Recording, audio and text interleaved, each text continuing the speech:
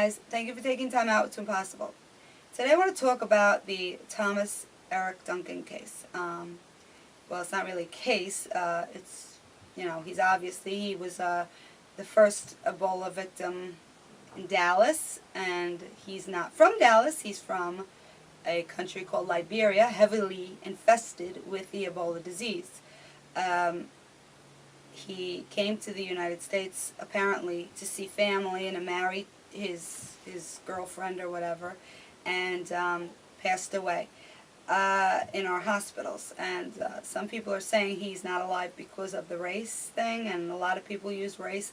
I think he came here. I think he was heavily exposed to the disease in Liberia, more so than the healthcare workers we have sent places and who have treated people, and the missionary who was cured of it.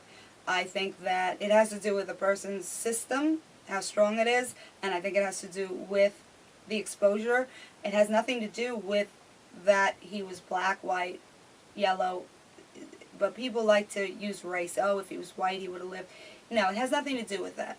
I don't believe that for a tenth of a second. I do not have real sympathy for him, and I am a very sympathetic person, and I will tell you why I have no sympathy, because I don't believe for 1 minute that that man didn't know that he was exposed in a big way.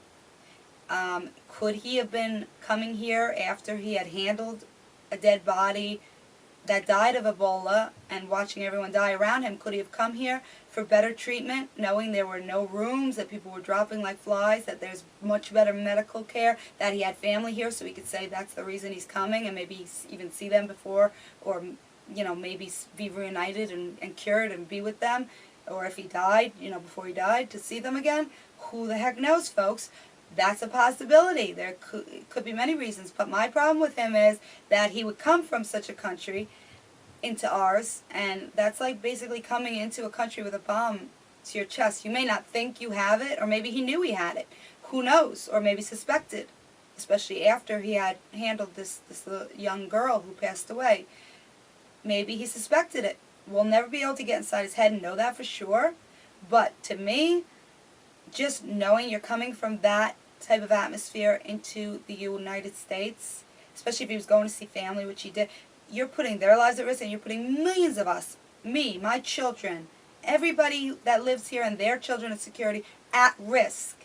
And that is like murdering. That's like a potential murder. That's like attempted murder, possibly murder. Now there's somebody that is infected with Ebola who treated him in Dallas, an American citizen. Okay, we send troops overseas all the time who lose their lives protecting our country. And now this person comes over here, and I think he's a coward running away from an illness rather than going to get married. Perfect timing. And he's running away from an illness and possibly infecting the children and places he went while he was turned away. Now, I'm not saying nothing. U.S. dropped the ball big time just letting him in this country to begin with. Liberia's heavily infected with this Ebola. We should have seen that he came from there. He was honest about that much. And just, okay, turn around, private plane, back, drop him off. That's it. Okay? We should have done that, but we didn't. Okay? So we dropped the ball. We let him in.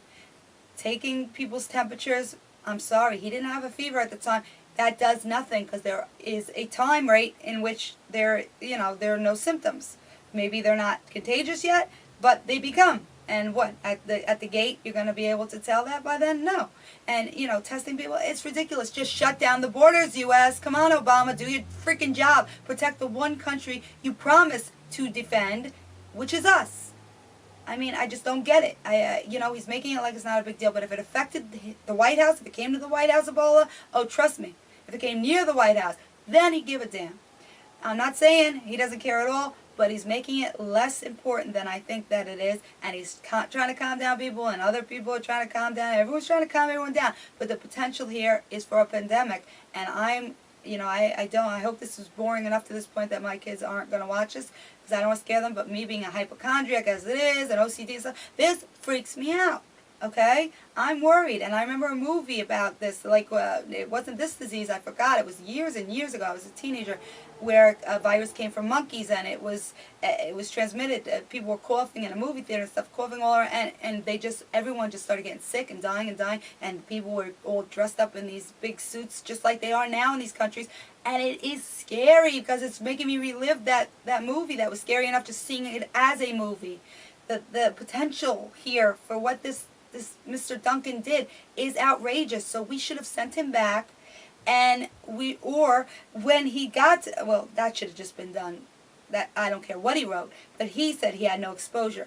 That was a lie. That's why I have absolutely no empathy, and I wouldn't really have much empathy otherwise, just coming from there, knowing what's going on there. Done. All right? So he put his family and millions of us at risk. And the other thing is that, yes, Texas, I don't know who the person was that just turned him out into the street. Shame on you. See, look, I'm blaming an American here. I'm not at all biased. I am saying that if you're in a country and that's going down, you don't go into another country and you say, oh, I'm going to be selfish here. I wouldn't do it. He shouldn't have done it. It was wrong. But he should not have been discarded away with exposure the way he had. He obviously wanted help, medical treatment. He was turned away, and that therefore potentially affected others. We don't think anyone else has been affected, but they're keeping a close eye on it. Okay, so he comes here. He has now other people, his family, in isolation. He ends up getting medical care. They take him back into the hospital. They realize what he has. Okay, so now one of those healthcare workers, I believe it's a female. I haven't read any recent information. I believe I saw her. Now, tell me this. What if she has a husband, a boyfriend, kids, friends, anything that she was in contact with while she didn't, think twice about this? If she was suited up and stuff, they don't think they're getting anything. So this is kind of scary, no? I mean, should we not be a little alarmed here? Or was it somebody that treated him to begin with? I don't know. And she wasn't suited up? I don't know, because I guess they didn't know in the beginning. But this person, whoever she is, I believe female, is a risk to whomever she's come in contact with. So now, we're not just talking about one person here, one American, that is potentially killed by this potential murderer. I'm sorry, I just can't have any sympathy for you. I mean, I understand the family loves you, and, but we'll talk about that in a minute. I just don't see that, that other lives aren't going to end up being affected. And where this comes, everything spreads just like that movie. It just reminds me of it so much, and it's just so scary of what can happen just from one person. One person can do this, and I just think he's guilty of sin as far as his knowledge. I mean, just even if he didn't know he was sick, just knowing where he came from. Even though I believe that he definitely thought he was possibly infected and wanted to come here for selfish reasons. What was I going to say? Oh, his family. Now, like, how would I feel if it was my child? Something as horrible as it would be, I'd be like, you know what, you have to stay put. You'd put so many lives in danger. It's too dangerous. It would kill me. But I just can't see sacrificing a whole country for my own selfish gain, even as a parent. But, like, I mean, what they're doing now is they're trying to spin this on race, and they're trying to actually, like, get, like, what's going to happen, and Reverend Al Sharpton will be there, and they're going to, trying to sue this and that and the other thing. He got the care that any person at that stage and from where he was with all that exposure got and could have gotten. Nobody wanted to see him die. They wanted to try to treat him, because if they treated him and saved him, I'm sure that would make them more feeling more positive about saving other people should they come down with it. So I'm sure that they did their very best to try to do right by Mr. Duncan. But, because he passed away, and because these few other people who worked, with me, and they were saved, did live, and they happen to be white, people are spinning the race card. But the family now is looking for monetary gain, and I think that is so telling about the entire situation. And maybe you don't know if it was all planned and orchestrated in case if this happens. Let me do this. If I come there, if this happens, but he did expose people. So he could have been innocent in his thinking, but he wasn't innocent on lying on his record. And I feel worse about his dog, Excalibur, being euthanized, who's totally innocent in it, and it's really scary to think that animals and humans could potentially hold this virus. That's just global. I mean, it's insane. I feel worse about him being, and then if like we lose our lives all the time, our Army and Navy and Air Force, we lose our lives all the time defending our country and for our country's safety, protecting us. So if he would have been killed even and disposed of so our healthcare workers weren't exposed to him to get the disease, and then I could see the family saying, oh, that was cruel, and trying to sue. But I still would sleep better at night knowing that the country wasn't exposed. Then now we have this one person that can set off a chain reaction to more people and more people and more people. I'm not saying I believe in murder. I'm just saying that I'd sleep better, and I'd feel better, and maybe, they could have done whatever they wanted to do because this is national security. We dropped the ball. I'd say my theory would have been to just send them right back home. They didn't do that and shut down our borders, just knowing what's going on around us. That wasn't done.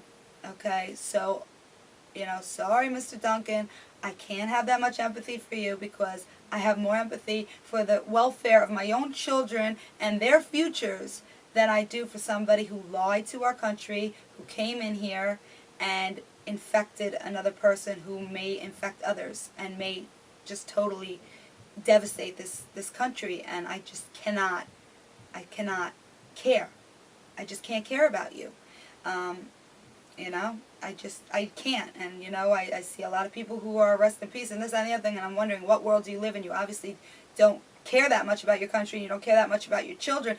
If you care that much about one man who lied and who actually came here and did what he did, I think that was so negligent of him.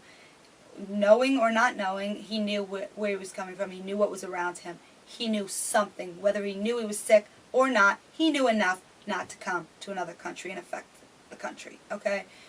Just even the possibility. Just the possibility. I wouldn't have done it. He shouldn't have done it. It was selfish. And that's it. And for the family to try to seek monetary gain for this, and people say race, selfish. Doesn't matter what color he was. It doesn't matter about anything. And, there's an experimental drug. So this hospital did not have that experimental drug that maybe saved somebody else. It doesn't mean that they didn't try to save this man. They didn't just let him die. I don't buy that for a half a second. And I just really wanted to vent because I feel really sad for this person who's infected now.